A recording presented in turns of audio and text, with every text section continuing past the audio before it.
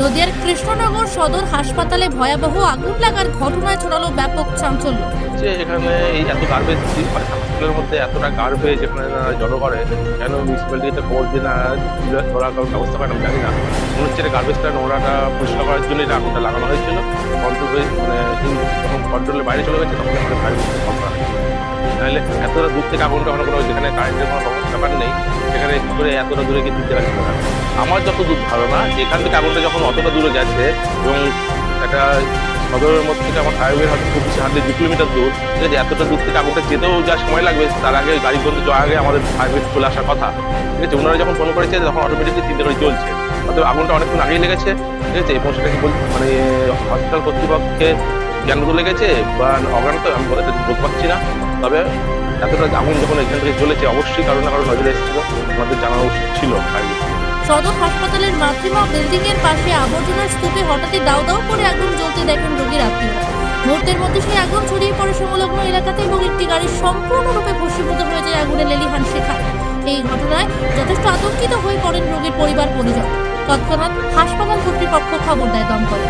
ঘটনাস্থলে একটি ইঞ্জিন বেশি আগুন নিয়ন্ত্রণে আনে। স্বাভাবিকভাবেই হাসপাতাল চত্বরে বহু রোগী এবং তার পরিবার থাকায় দিনে দুপুরে আগুন লাগার ঘটনায় ব্যাপক চাঞ্চল্য ছড়ায়।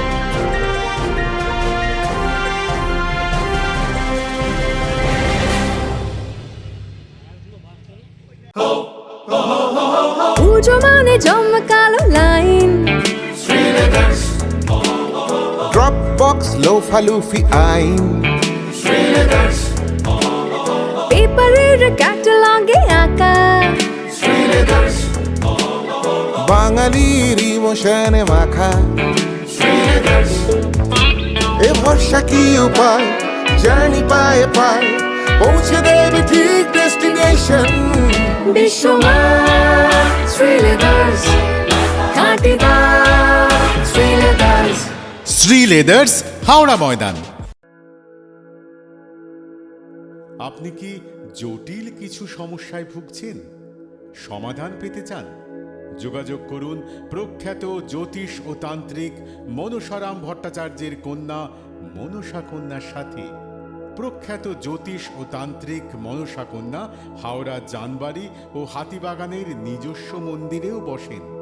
যোগাযোগ 9830106967 আর 9239655323।